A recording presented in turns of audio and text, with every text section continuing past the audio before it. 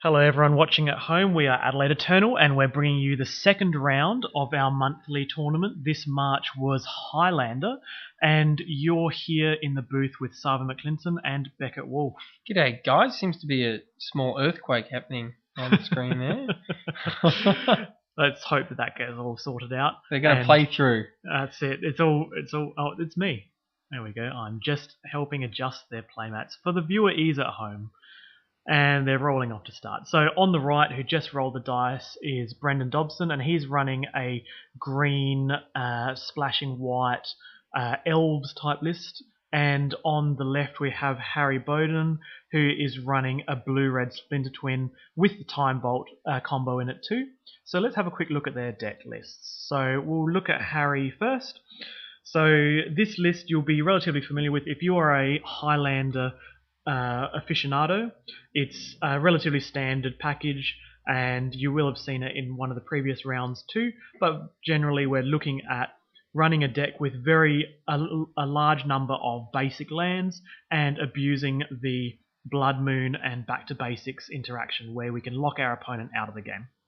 And as far as Brendan Dobson's list goes, he's running a green-white list. It's got a lot of elves in it to get mana dorks to get ahead on mana. It's got a lot of ways to get ahead on mana with stuff like Garruk Wildspeak, who untaps lands, and lots of mana dorks, lots of of land destruction. And land destruction is the other thing. So sort of three aspects, which is ramping, land destruction, and then big fatties like Primeval Titan there as well. So it's a sort of Timmy-esque list, but he's running a bunch of good cards, and it's a sweet deck. He's run it before, at least variations on it before. He's got a new little modification of his previous lists here, so you'll probably see how they've evolved over the last 3 months as we have our different formats once every 3 months rotating in, and 3 months ago it was Highlander and now it's Highlander again. So let's switch back to the match and see how the players are going. And I gotta say, Sub, that's a really nice aspect of these tournaments as well, as watching the decks evolve. It's probably easier for us because we're analysing them a bit more, but yeah, to watch a deck like this evolve over time, and that's a pretty nice opener. What do you reckon? Well, I caught one land there, I didn't see more, but you're against a land destruction deck, so you always got to be careful, and that's a Crucible of Worlds and a very land heavy hand for Brendan. The Crucible's pretty good.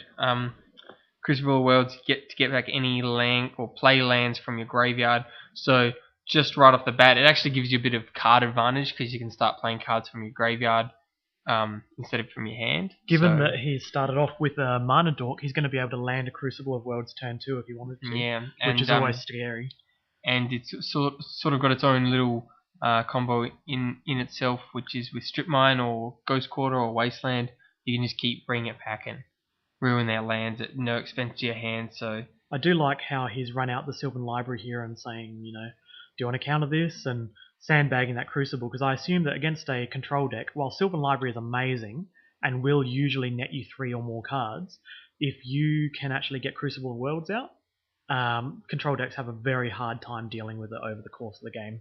Yeah, they're both very good. I think Crucible's slightly better, but yeah, they're both very good, and it's just sort of jamming it because he's saying, well, you're going to have a counter now and a counter next turn. Yeah, usually Sylvan Library draws you, 3-4 cards or something. It's really nice against these control decks. That's right. Sometimes more, but usually it's about that. Fire and Ice, so using the fire function, 1 damage to one target, 1 damage to another target, and he's killing the elf, which is really nice to set your opponent back after they use a land destruction land, a strip mine, and then killing their dork, because the whole game plan is that they want to have their land, have more mana than their opponent. Yeah, the other reason he played the Sylvan Library over the Crucible is now he gets to Wasteland, which he did, and he Wastelanded that Steam Vents. That's if you actually trigger Sylvan Library. What's that? That's if, yes, Sylvan Library is useful if you actually trigger it, is what I'm saying. Oh, yeah. Well, yeah.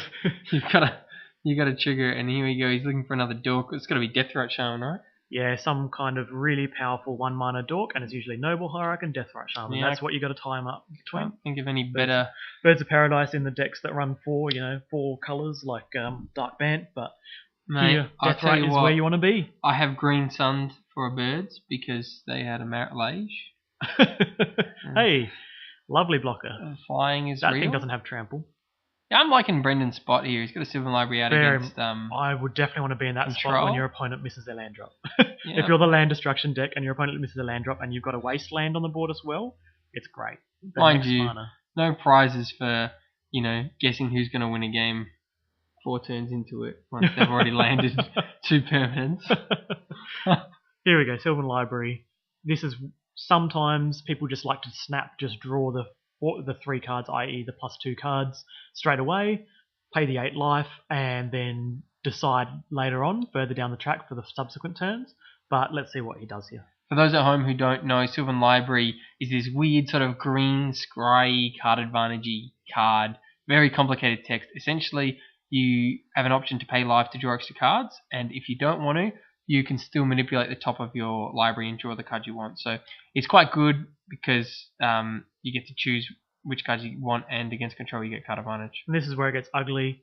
The strip mine that's 2 points, he's going to recur strip mine every single turn for the rest of the game and destroy absolutely any and every land except fetch lands that his opponent plays. So the Deathrite Shaman, the searching out the Deathrite Shaman last turn, whilst people often don't like to cash in their 1 point Green Sun Zenith to find a dork really early in the game, it's sometimes that necessary. He knew that if he could resolve that and resolve Crucible Worlds, it's going to be game over. Yeah, well, he resolved both of them in the end, and the Green Sun Zenith to boot. So very strong, powerful play. I think that's pretty much what Brennan's deck's all about, isn't it? Yeah, so it wasn't a combo. For those at home, that was a concession because Harry knows that not being able to play any lands except fetch lands for the rest of the game is not going to be a winning route for someone who needs multiple lands to actually win the game.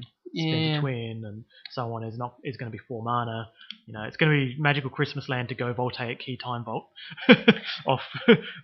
Make sure you have enough fetch lands so they don't know will get destroyed over subsequent turns. Now, in sideboards, this is interesting because Brennan has a lot of non-basic lands that are really quite strong. He's running Caracas, which is a point. He's running a few man lands, and he's obviously running the Strip Mine Wasteland. But he's also running a lot of just basic greens, and he's running a lot of mana ramp. So do you really want to be Blood Mooning against someone who's got mana dorks? Yep, that's a really, really good question. And I think a mistake that people do make often in this format is going, well, my deck is a Blood Moon deck. That means I can't take Blood Moon out of my deck unless I'm playing against the mirror. So, and then sometimes you forget about the fact that sometimes it's actually okay in the mirror when your opponent takes them out and then starts to fetch aggressively into non-basics. But the rule at the end of the day is it's not a hard and fast rule. You've got to actually evaluate the situation as it comes. And in this instance, his opponent has dorks that only need to tap for 1 color, really. His deck can operate off 1 color. Yeah, I think that's a great point. He's running green-white, but he can easily win a game just with green mana. Correct. So I even think if he's splashing for stuff off, like Knight of the Reliquary and and I know he's got that Stirring Wildwoods, which is pretty cool. But yeah, I think you're right. He doesn't need the white mana. Yep, exactly. So if your opponent can operate fine off 1 color or something, Blood Moon's bad. But in this instance, the biggest question is what do you get to bring in? And when you get to replace Blood Moon with cards like Anger of the Gods, a strict replacement of a card that's often dead for a card that basically resets your board, gets rid of, 2 mana dorks plus 1, relevant creature in one go, it's great. Let's slow down there though, Sarv, because I will say Anger of the Gods, Pyroclasm, stuff like that, fantastic against elves. Engineered Explosives, however, I think is going to be a real treat as well, because Brendan's got a lot of those Planeswalkers. He's got a lot of non-creature fatties. He's got that Crucible, as we saw, Sylvan Library, as we saw. Sideboard Anger of the Gods, of course I would bring it in. I think it's amazing, but it might not be a blowout. If Brendan had a hand like he just played there, and you have a Crucible and that doesn't get affected. Doesn't get affected, nor does the Sylvan Library. Absolutely. So, yeah, a bit of versatility there from Brendan. And of course, he's got to be careful because Brendan's got a lot of land destruction. So, maybe it'll be difficult for him to get out some of the more expensive sideboard cards. Well, in Harry's opener, he's deciding whether to mull or not. He'll be on the play, and he has Mana Drain in his hand, which is lovely against the decks that have huge 6 mana plays, and then the following turn you can cast things like a Keranos or something else huge with the mana. But generally, counterspells aren't really where you want to be against the deck that can just squeak out 1 or 2 mana dorks and then the occasional Sylvan Library here or there, and then power out 2 threats in one go because you got a big Rofalos to tap for heaps of mana. So no, and it looks like he's keeping. He's only got one land, but he's got the Force and he's got the Preordain and he's got a Bolt, so he can bolt one of those early dorks. He can Preordain into more mana. Unfortunately, he's not going to be able to get a basic blue here. He's going to get the Volcanic Island. So true. He's setting himself up to a cheeky Wasteland. He's got to be Preordain here, right? Yeah, absolutely. I definitely keep a 1-land Preordain hand. It's not a problem, especially when you've got so much interaction like Lightning Bolt, because this Preordain is going to find you land. It must find you land. If the Preordain doesn't find you land, you're screwed. But let's say the Preordain 3 cards, you're going to find the land. You're going to find it. And even if sometimes you set up multiple lands on top as well, which is always good. See, there's already 1 land there. He puts the land on top, bins the other one, and draws a land. He did. He surely did. He surely did. From my angle, it didn't look like it, but I'm going to assume I'm wrong. Yeah. Now, if in doubt, what do? Do you bolt the bird or not? And time bolt. Okay. All right. So he's playing the slower game here. Got the key. I would have bolted, right?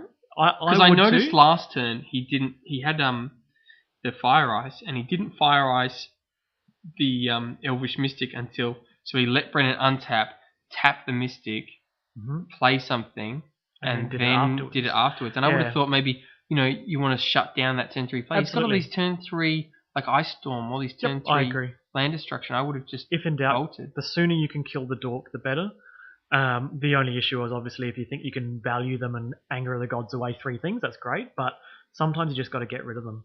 And rushing out the time bolt straight away here is telegraphing to his opponent, I am really either my hand is horrible or my hand is amazing because I've got the Voltaic Key. Yeah. My hand's horrible. I've got nothing else to play. I'm playing time bolt. Yeah, because if he's got a Remand or a Mana Leak or something, exactly, he'd be keeping that up. So it's going to be. What's this card? It's not Rofalos because it looks a bit like Rofalos, but he actually swung with the elf. I think it doesn't matter. Look at this. Flash out the Voltaic Key. Yeah.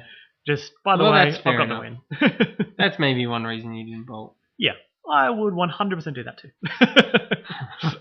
When you keep a 1-land hand. And apologies to Harry. Yeah, there we go. Simple.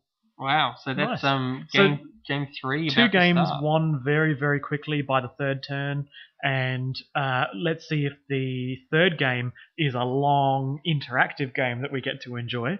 But it is Highlander, so there are occasionally, where people do the things that apparently Vintage is known for, which is winning straight away, winning really, really early.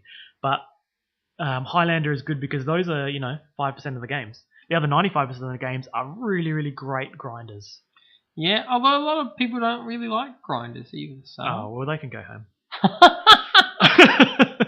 This format is all about, when you just enjoy those games where you get to see, the typical blue control deck up against a big green stompy Timmy deck against a Storm deck, and then you get Zoo coming in and actually being able to play against Storm, and it's a real interactive game. I do like the fact that you can run, Thrag Tusk in the same format that you can run Black Lotus. Yeah, yes. I'm not saying those 2 cards go well together. Hey, I love my Thrag Tusk turn 3. Turn 2. I more meant that you could. Oh, look at this hand. Okay, so Harry's got a hand with Jason Mind Sculptor in it and some land. Leaving with the if he can leverage it, that'll be great.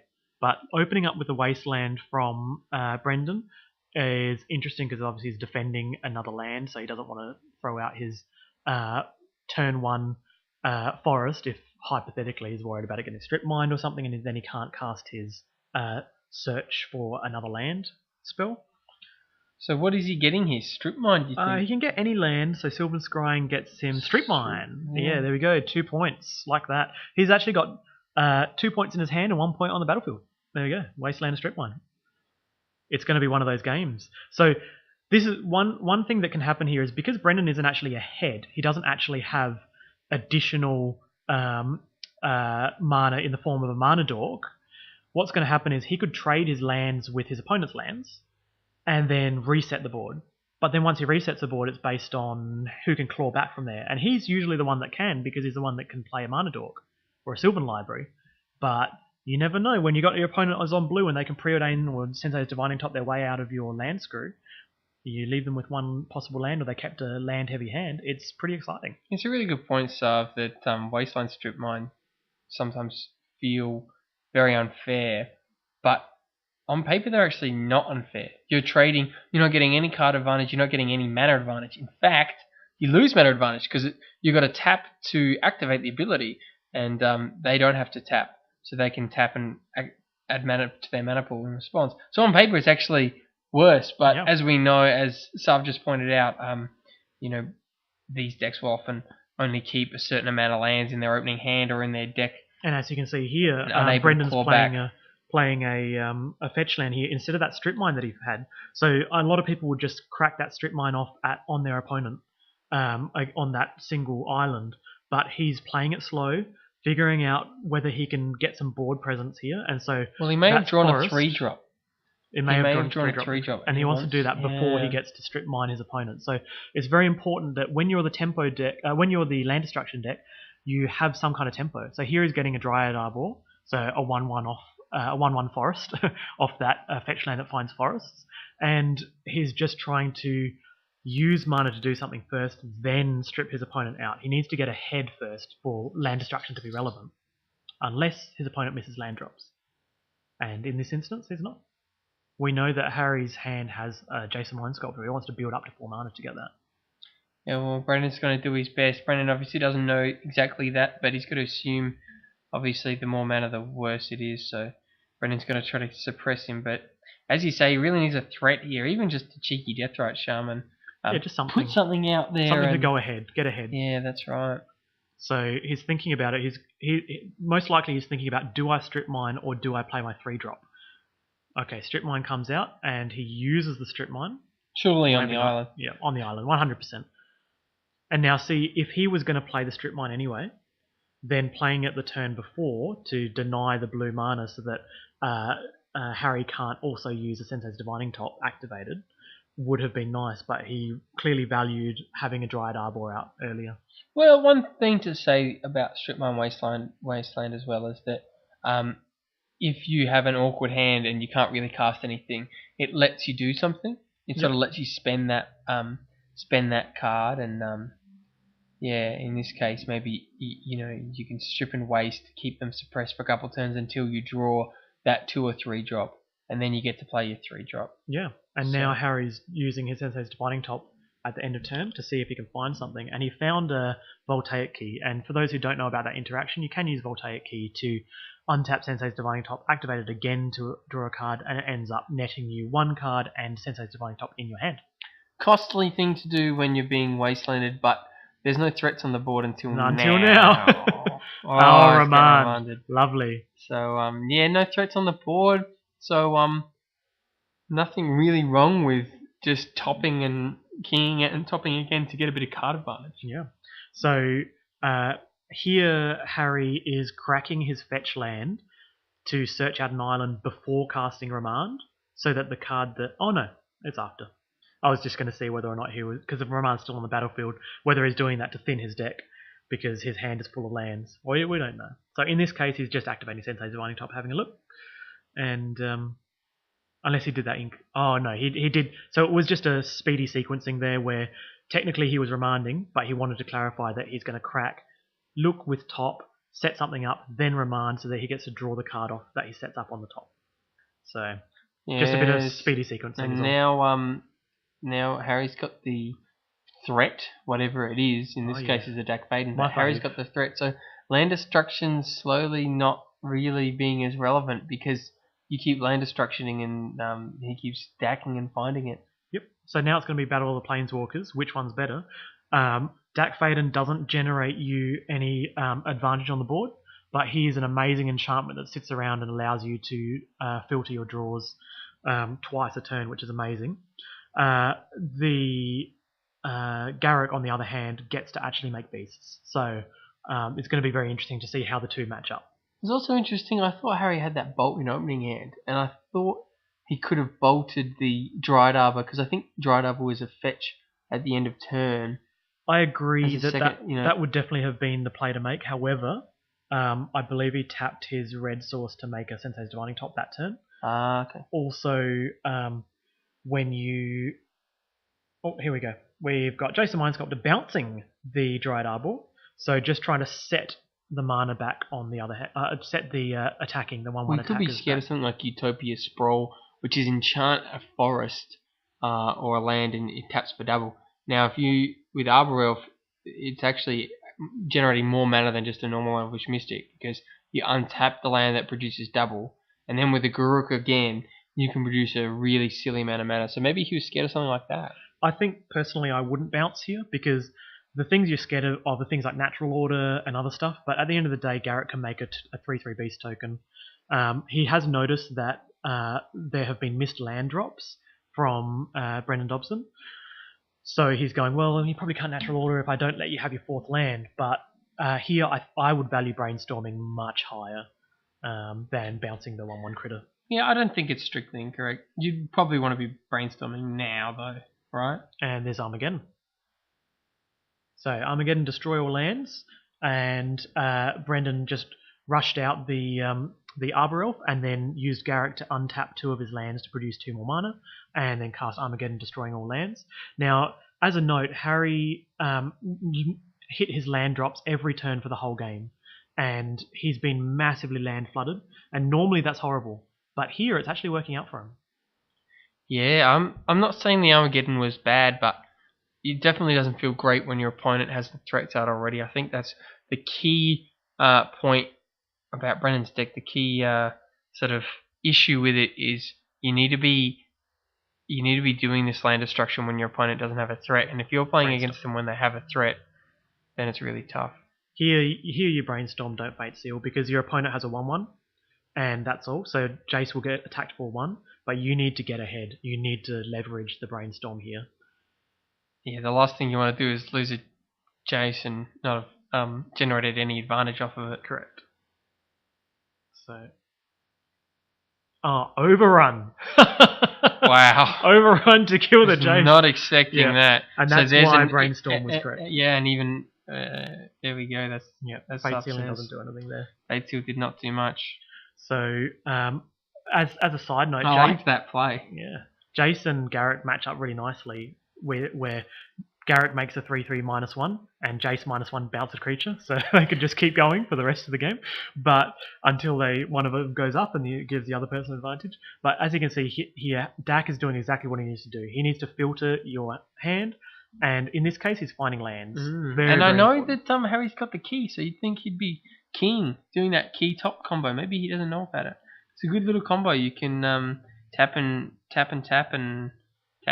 get some cards. So. Yeah, I like that. When you're on 2 and you probably don't have a counter spell, and your opponent has no lands anyway, definitely playing this Voltaic Key there and using it to draw an additional card off Sensei's Divining Top. I think I see a Blood Moon, so he did put the Blood Moon in the end. But Blood Moon won't be great here.